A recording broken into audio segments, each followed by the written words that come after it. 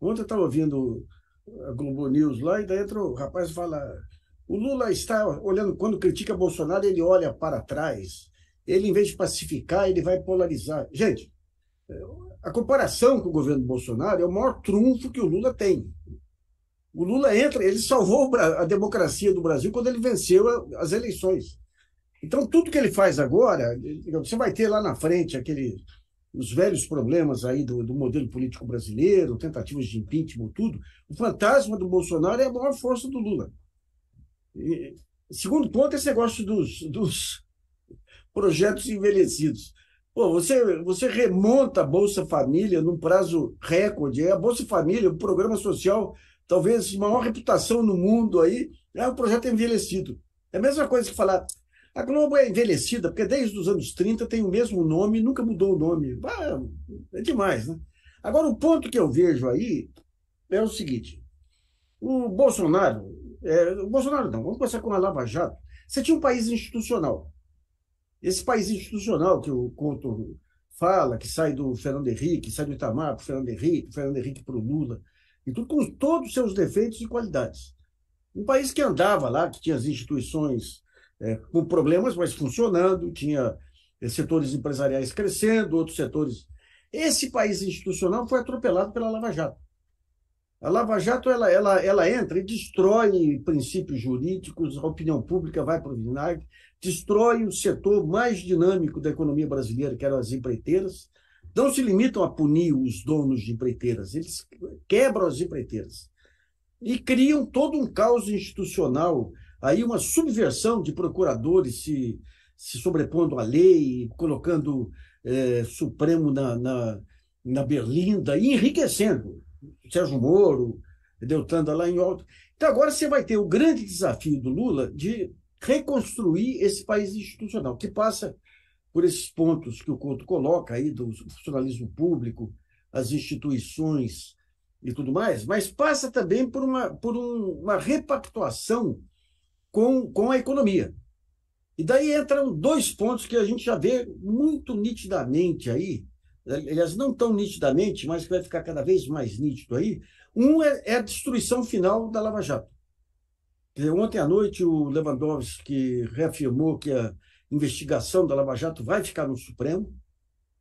Os dados que a gente ouve por aí, de fontes seguras aí, é que tem muita coisa, mas muita. Eles não queriam a mudança do juiz lá, porque tem muita coisa, sabe?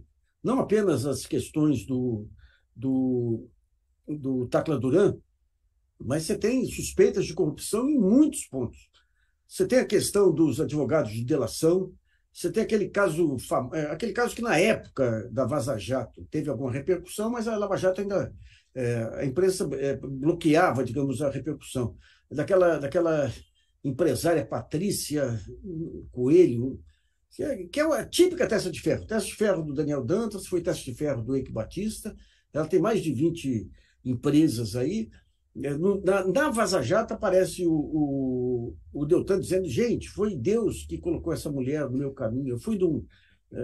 Olha as histórias, né? Que ele foi num cruzeiro, que ele não fala onde, e tinha um deputado, que ele não fala quem, que apresentou a mulher, que ofereceu R$ 1 milhão para o Instituto Moody, que foi aquele instituto que ele montou para arrancar dinheiro de empresários. Daí alguém do Instituto Moody, isso ele fala no grupo do Instituto Moody, alguém fala: mas vem cá, né? Não seria bom a gente investir. Quando a esmola é muito, o santo desconfia. Daí vão investigar, tinha uma matéria da Exame dizendo que ela já tinha rolo lá com o Eike Batista, 2 anos antes aí. Daí o Deltan fala, né, consulta o Pozobon. O Pozobon era aquele procurador que era para ser sócio dele na empresa de palestras. Ele fala: não, tem alguma coisa aqui, mas seria muita teoria conspiratória acreditar que ela te procurou para te subornar. Foi coincidência do destino. Imagina, imagina. Eu li toda a denúncia lá, você tem toda isso. Não é teoria conspiratória quanto é contra os outros, né? A coisa mais óbvia do mundo vira teoria conspiratória. E eu li todo o material eu estou publicando, eu dei até hoje, até 5 da tarde aí para a assessoria lá me responder. Daí você lê o relatório de 250 páginas. A mulher tem posição central. Ela ficou sócia do Ney Suassuna, ambos ficaram sócios de uma outra empresa que fornecia navios para a Petrobras. Daí eles se aproximam daquele Júlio, não sei das quantas, lá, dois irmãos que eram os maiores lobistas da Petrobras, conseguem um baita contrato com o Paulo Roberto da Costa, daí entram em contato com um armador grego para poder fornecer os navios. A mulher é central em tudo. Na hora da denúncia, some o nome dela, some. E esse é um caso. Você tem o caso do Tacla Duran, que o Tacla Duran diz claramente que pagou $600 mil lá para o Marlos Arnes, que era ligado a Rosângela Muro, no caso das APAES. Lá você tem o caso do apartamento que ele comprou, o segundo apartamento que ele comprou por um preço vil lá, num leilão judicial que ele não poderia ter participado. Você tem o caso do pai dele, a família, que está sendo alvo aí de uma baita ação do INCRA por conta de uma desapropriação fraudulenta que houve lá no Centro-Oeste, e, de repente, o Deltan, quando a ação está avançando, o Deltan abre 6 ou 7 franquias aí da Hering, em nome de parentes, aí, num movimento suspeito. Então, é muita coisa. E Sérgio Moro também. O Tacla Duran, ele conta lá para as tantas que o Sérgio Moro, junto com aquele... O Sérgio Moro também é um baita baixo nível, rapaz. O lobista dele era aquele Fábio Aguaio. Uhum. Fábio Aguaio é dono de um boteco lá em Curitiba, que daí criou uma associação brasileira de botecos aí, e o grande feito dele foi ter apresentado o Fagner para o Sérgio Moro.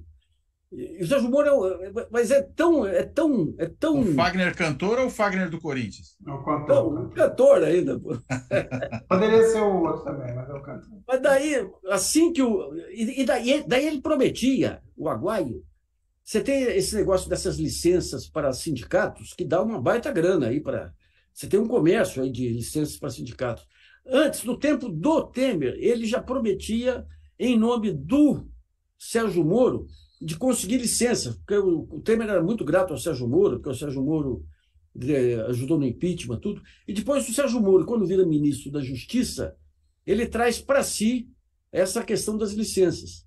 E a primeira reunião que ele faz como ministro da Justiça, entra o dono de boteco, Fábio Aguaio, levando 4 lobistas da indústria de cigarro.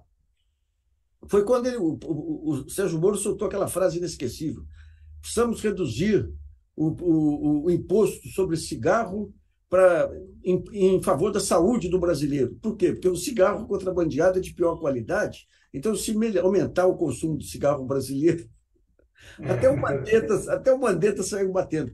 Então, eu acho que o primeiro passo vai ser a desconstrução final da Lava Jato. O segundo vai ser trazer de volta as empreiteiras.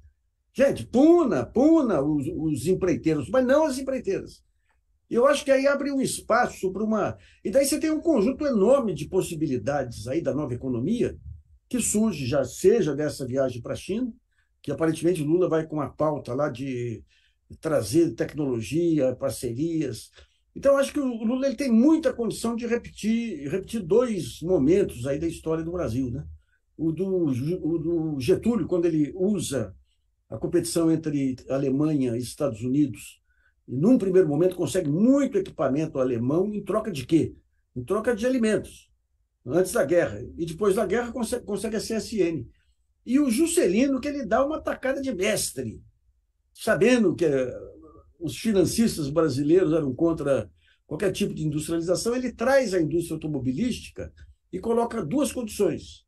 Primeiro, tem que pegar como sócio um financista brasileiro. Daí entra os Monteiro Aranha, entra os Flecha de Lima. E o segundo ponto era ter uma rede de fornecedores de autopeças brasileiros. Então, eu tenho a impressão que, não sei, vamos ver a montagem aí de como que vai ser essa estratégia, mas tem campo aí para um amplo pacto nacional de desenvolvimento, mas agora com viés social, né?